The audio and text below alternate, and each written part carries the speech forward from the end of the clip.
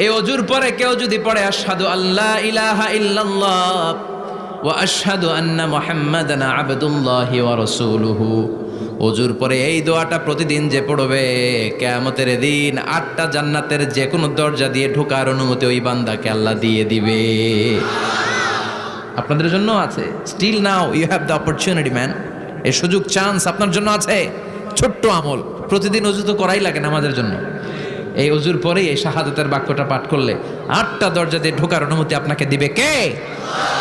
বুখারীর বর্ণনায় বিশ্বনবী বললেন, ইন্নালিল জান্নাতি সামানিয়াতু আবওয়াব, জান্নাতের ভেতরে আমি 8টা দরজা করেছি, 8 দিক দিয়ে ঢোকা যায়।